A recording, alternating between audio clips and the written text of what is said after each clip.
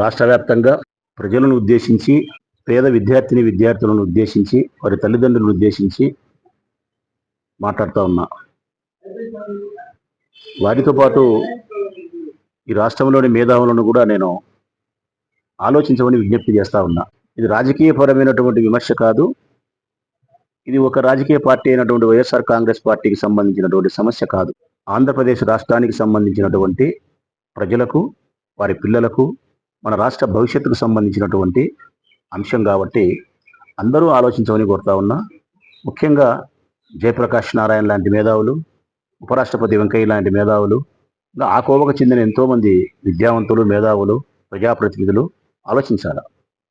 Medical కాలేజీల వ్యవహారం ఇది చాలా సీరియస్గా తీసుకోవాల్సిన అంశం. ఏదో ఒకరోజు ఈరోజు కూటమి ప్రభుత్వం ఏర్పడిన తర్వాత 17 మెడికల్ కాలేజీలు నేను ప్రైవేట్ పరం చేస్తానంటే అంత ఆషామాషిగా కొట్టిపారేసే అంశం అయితే కాదు. ఈ రాష్ట్ర భవిష్యత్తును కాలరాసే అంశం. ఈ రాష్ట్రంలో డాక్టర్లకు కొరత ఏర్పడే అంశం. అర్హత కలిగినటువంటి పేదవారు డాక్టర్లు కాలేక కలగానే మిగిలిపోయే అంశం ఇది. ఈ పరిస్థితి రాకూడదు. అర్హత కలిగిన ప్రతి పేద విద్యార్థి కూడా డాక్టర్ కావాలనే వారి కోరిక నెరవేరాలా.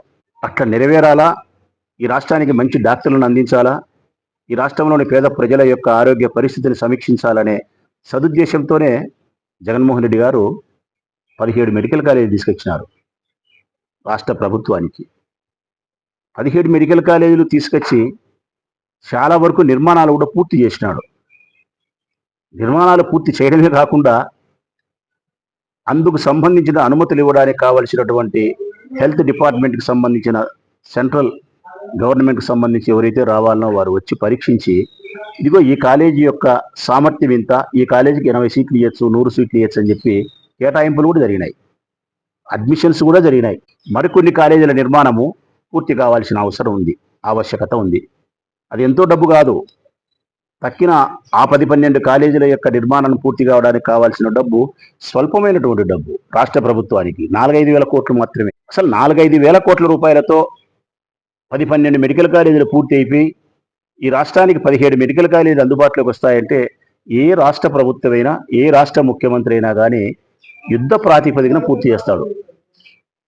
ప్రాథమికమైనటువంటి బాధ్యతగా భావించి యుద్ధ ప్రాతిపదికన పూర్తి చేస్తాడు. కానీ మన దరిద్రమేమో, మన కర్మ ఏమో, మన దురదృష్టమేమో కానీ చంద్రబాబు నాయుడు గారు ఈ రాష్ట్ర ముఖ్యమంత్రిగా ఉండడం చేత అటువంటి ఆలోచన ఆయన చేయడంలే. కేవలం జగన్మోహన్ రెడ్డి గారికి మంచి పేరు రాకూడదనుకున్నాడో, లేకుంటే తన అనునీయులకు కట్టబెట్టి వేల కోట్ల ధనార్జన చేయొచ్చని భావించినాడో, ఏ ఉద్దేశంతో ఆ నిర్ణయం ఆయన తీసుకున్నాడో కానీ ఆయన ఆలోచన విధానం పూర్తిగా తప్పు. ఇది వైఎస్ఆర్ కాంగ్రెస్ పార్టీ ఒక్కటి మాట్లాడుతున్న మాట కాదు, మా జగన్మోహన్ రెడ్డి గారు మేము మాట్లాడుతున్న మాట కాదు. ఈ రాష్ట్రంలో ఉండబడిన ప్రతి ప్రజా మాట్లాడుతున్నాడు, ప్రతి మేధావి మాట్లాడుతున్నాడు. అయినప్పటికీ కూడా చంద్రబాబు నాయుడు గారికి చీమ గుట్టినట్టు కూడా లేదు. పీపీపీ విధానం తీసుకొచ్చినాడు. అసలు అది ఆశ్చర్యకరమైనటువంటి అంశము. తెర మీదికి పీపీపీ అంశాన్ని తీసుకురావడమే అసలు ఎవరికి అర్థం కాలే. ఇది సాధ్యమవుతుందా? ఎక్కడో ఇతర దేశాల్లో ఉండేవాళ్ళు ధనవంతులు భాగస్తులై పేదవాళ్ళను సావుకారులను చేసే పరిస్థితి ఏంది? ఇప్పుడు ఈ పీపీ విధానం తీసుకొచ్చినారు. మెడికల్ కాలేజీల రేపొద్దున బడుగు బలహీన పేదరిక వర్గాలకు సంబంధించిన ఓసి కులస్తులు కూడా అగ్రవర్ణాలకు చెందిన వారైనా పేదవాళ్ళు ఉన్నారు. ఏమి బడుగు బలహీన వర్గాలే కాదు, వీళ్ళలో కూడా పేదవాళ్ళు ఉన్నారు. ఏ వర్గానికి సంబంధించిన పేదరికంలో ఉండే వారికైనా మెడికల్ కాలేజీల సీటు దక్కుతుందా? ప్రైవేట్ పరం చేస్తే డొనేషన్స్ ఉండవా? మేనేజ్మెంట్ కోట్ల రూపాయలు తీసుకోరా? అధిక ఫీజులు భారం కావా ప్రజలకు? 30,000తో 40,000తో ₹1,00,000 డాక్టర్లు అయ్యే ప్రభుత్వ కాలేజీల నుంచి లక్షల కోట్ల రూపాయలు, 20 లక్షలు, 30 లక్షలు, 40 లక్షలు, 50 లక్షల రూపాయలు డొనేషన్లని, మేనేజ్మెంట్ కోటా అని అధిక ఫీజులు చెల్లించి చదువుకోవాల్సిన పరిస్థితి వస్తే ఒక సామాన్యమైన రైతు కొడుకు, ఒక సామాన్యమైన ఆటో డ్రైవర్ కొడుకు, ఒక సామాన్యమైన బేల్దారి కొడుకు డాక్టర్ కాగలుగుతాడా ప్రజలారా? ఇప్పుడు చూసిన ధనవంతుల పిల్లలు మాత్రమే, ఎమ్మెల్యేలు ఎంపీల పిల్లలు మాత్రమే, డాక్టర్ల పిల్లలు మాత్రమే డాక్టర్లు. ఇదంత అన్యాయం. డాక్టర్ల పిల్లలు డాక్టర్లు కావాలా, ఎమ్మెల్యే పిల్లలు కూడా అర్హతలు ఉంటే డాక్టర్లు కావాలా. అదేవిధంగా ఒక బేల్దారి కుమార్తె కూడా, ఒక ఆటో డ్రైవర్ కుమార్తె కూడా, ఒక సామాన్యమైన రైతు కుటుంబానికి సంబంధించినటువంటి రైతు బిడ్డ కొడుకు కూడా అర్హత కలిగినప్పుడు 30,000తోనూ 50,000తోనూ 1,00,000తోనూ డాక్టర్ కావడం అనేది న్యాయము. సమాజంలో సమానమైన అవకాశాలు ఇవ్వడమే నిజమైన పరిపాలన. దాన్నే రామరాజ్యం అంటారు. ఎప్పుడైనా సమాజంలో అందరికీ సమానమైనటువంటి ఎదగడానికి అవకాశాలు దక్కినప్పుడే, ఒక మనిషి ఎదగడానికి నీకైనా నాకైనా ఎవరికైనా సమానమైన అవకాశం కలగాల. అది చంద్రబాబు నాయుడు పూర్తిగా గాలికి వదిలేసిన. ఇది తప్పని చెప్పే మేము కొట్లాడుతా అంటే ఆయన మా మాట పెడసవన పెడుతున్నాడు. అసలు జగన్మోహన్ రెడ్డి గారు 17 మెడికల్ కాలేజీలు ఈ రాష్ట్రానికి ఎందుకు తెచ్చినాడని ఆలోచించాలి కదా. 4 సార్లు ముఖ్యమంత్రిగా ఉన్న చంద్రబాబు నాయుడు కానీ, అంతకుముందు చాలా మంది ముఖ్యమంత్రులుగా పనిచేసిన వాళ్ళు ఏ ఒక్కరు కానీ ఈ కాలేజీ ఒక్క మెడికల్ కాలేజీ కూడా సాధించలే. ఎప్పుడో పూర్వం వచ్చిన మెడికల్ కాలేజీలో ఉండాలి తప్ప కొత్తగా మెడికల్ కాలేజీ వచ్చిన దాఖలాలే లేవు. చంద్రబాబు నాయుడు జీవితంలో ఒక్క మెడికల్ కాలేజీ కూడా ఈ రాష్ట్ర ప్రజల కోసం ఈ రాష్ట్ర ప్రభుత్వం తరపున నిర్మించిన దాఖలాలే లేవు. ఇది జగమెరిగిన సత్యం. కుండ బద్దలు కొట్టి చెప్తానా నేను. అసలు ఆయన వాస్తవానికి అయితే సిగ్గుపడాల. ఒకవేళ బయటికి ప్రపంచానికి తన మనసులోని మర్మాన్ని బయటికి చెప్పలేకపోయినా అంతర్లీనంలో లోపలైనా అనుకోవాలా, ఎస్ నేను ఒక మెడికల్ కాలేజీ కూడా ఈ రాష్ట్ర ప్రజల కోసం తీసుకురాలేకపోయినానే. నేను 4 సార్లు ముఖ్యమంత్రి నుండి సాధించలేని పని ఓ యువకుడు ఒక్కసారి ముఖ్యమంత్రి అయితే 17 మెడికల్ కాలేజీ తీసుకురాగలిగినాడంటే ఏమి ఇతని చిత్తశుద్ధి, ఏమి ఇతని పరిపాలన పట్ల ఇతని దక్షత అని చెప్పి నువ్వు ఆలోచించగలిగిందాలా. నీకు అంత మంచి హృదయం లేదు కాబట్టి నువ్వు ఆలోచించలే, నీ తప్పును సరిదిద్దుకునే ప్రయత్నం చేయలే. సరిదిద్దుకోకపోవడం పైగా తీవ్రంగా ప్రజలకు ఇబ్బంది కలిగించే చర్యలకే చంద్రబాబు నాయుడు పూనుకున్నాడు. రాష్ట్ర ప్రజలు కూడా నేను ఆలోచించమంటానా. జగన్మోహన్ రెడ్డి చేసిన పాలన ఏంది, చంద్రబాబు నాయుడు చేస్తుంటే పాలన ఏంది, రాజశేఖర రెడ్డి తీసుకొచ్చిన పాలన ఏంది, ఒక్కసారి మీరు బేరీ చేసుకోండి ప్రజలారా. ఒక్కసారి ఇక్కడ మనం దివంగత నేత వైఎస్ రాజశేఖర రెడ్డి గారిని గుర్తు పెట్టుకొని ఇక్కడ గుర్తు చేసుకోవాల్సిన అవసరం ఉంది. ఎందుకు తెలిసిన, ఈ రాష్ట్రానికి ఆరోగ్యశ్రీని, ఫీజు రీయింబర్స్మెంట్ పథకాలను పరిచయం చేసిన మహానేత రాజశేఖర రెడ్డి అన్న. ఆ 2 పథకాలే విద్యను, వైద్యాన్ని సగటు మనిషి దగ్గరికి, గడప దగ్గరికి తీసుకురాగలిగినాయి. ఈ రాష్ట్రంలో ఒక 10,000 రూపాయలు కూడా ఆసుపత్రికి ఖర్చు పెట్టుకోలేని కుటుంబం నుంచి లక్షల రూపాయలకు సంబంధించినటువంటి గుండె జబ్బులు వస్తే కూడా మనిషిని బ్రతికించుకోగలిగిన స్థితిని కల్పించినది డాక్టర్ వైఎస్ రాజశేఖర రెడ్డి అన్న. ఈ రాష్ట్రంలో ఎంతో మంది విద్యార్థులను ఉజ్వలమైన భవిష్యత్తులోకి తీసుకుపోయినటువంటి ఘనత రాజశేఖర రెడ్డి అన్నది ఫీజు రింబర్స్మెంట్ పథకం.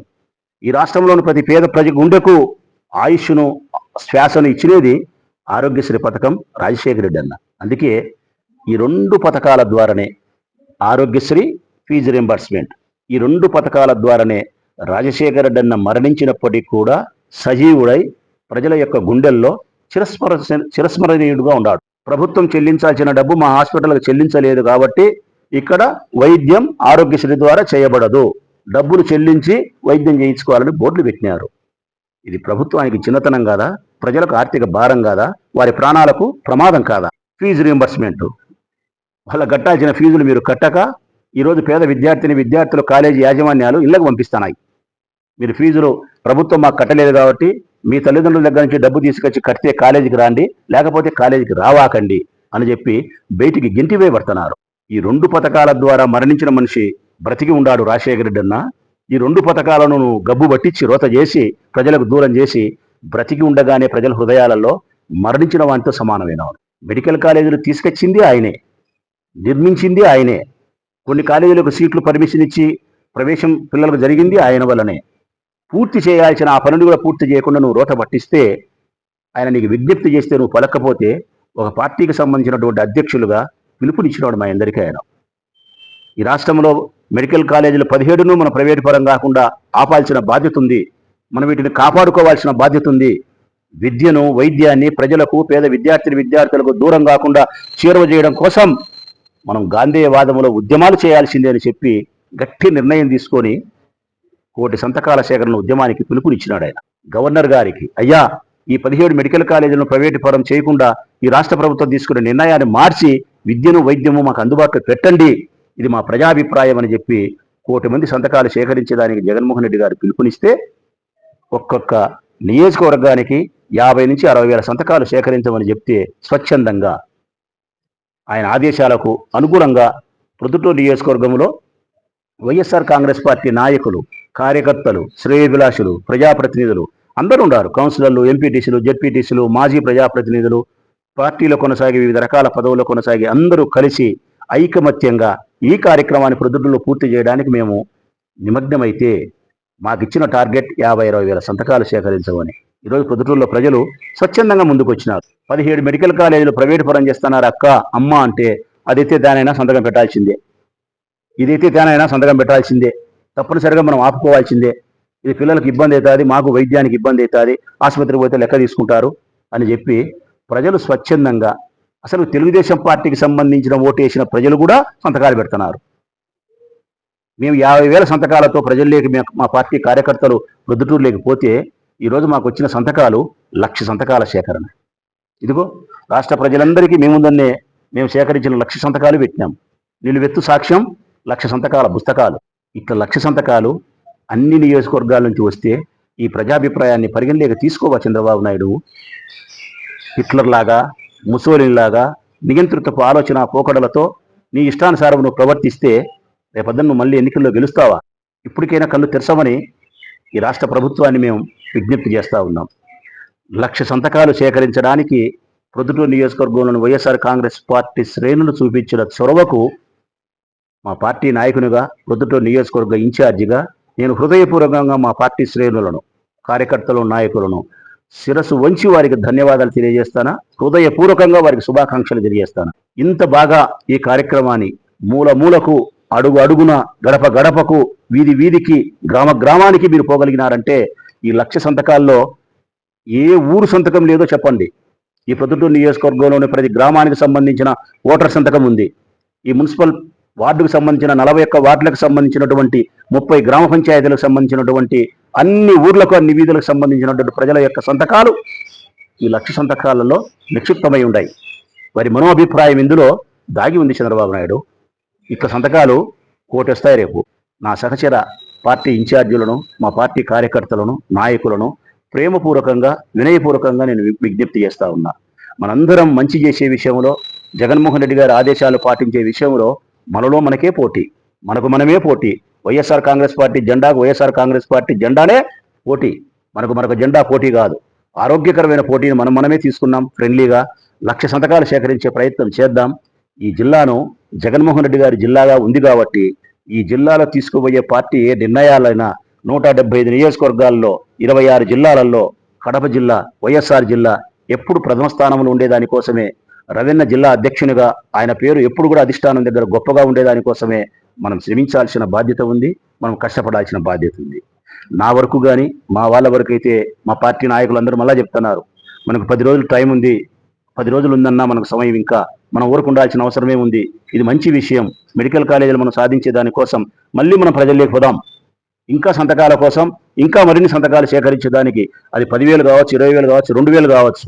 ఎంత దూరం మనం ప్రయాణం చేస్తే, ఎన్ని గడపల్లోకి మనం ఈ అంశాన్ని తీసుకుపోగలిగితే అంత మంచి జరుగుతుందని చెప్పి మా పార్టీ కార్యకర్తలు, నాయకులు నాకు పలుమార్లు చెప్తా ఉన్నారు నిన్నటి నుంచి. అందుకే నేను కూడా నా అభిప్రాయాన్ని మార్చుకొని మరిన్ని సంతకాల సేకరణకు మా పార్టీ కార్యకర్తల సహాయంతో మరింత ప్రయత్నం చేస్తానని విజ్ఞప్తి చేస్తూ, మరొక్కసారి మేధావులకైతే 2 చేతులెత్తి విజ్ఞప్తి చేస్తా ఉన్నా. ఈ రాష్ట్రంలోని అనేక వేదికల నుంచి మీరు ఈ మెడికల్ కాలేజీల ప్రైవేటీకరణ, పీపీపీ విధానం తప్పు అని చెప్పి ఈ రాష్ట్ర ప్రభుత్వానికి బుద్ధి వచ్చేలాగా అనేక రకాల వేదికల నుంచి మీరు మాట్లాడాలని, రాష్ట్ర ప్రభుత్వం కూడా జగన్మోహన్ రెడ్డి గారికి, చంద్రబాబు నాయుడు గారికి ఉండే వ్యత్యాసాన్ని గమనించమని, రాజశేఖర రెడ్డి గారు తీసుకొచ్చిన ఫీజు రియంబర్స్మెంట్, అదేవిధంగా ఆరోగ్యశ్రీ పథకాలు ఎంత గొప్పవి, వాటిని చంద్రబాబు నాయుడు రద్దు చేసి ఎంత మనకు నష్టం చేస్తానాడనే ఈ 3 అంశాలను, ఈ ముగ్గురు నాయకుల యొక్క వ్యత్యాసాన్ని, వారి మనో అభిప్రాయాలను, మీ పట్ల ఉండే పరిపాలనా సామర్థ్యాన్ని గమనించాలని కోరుతూ సెలవు.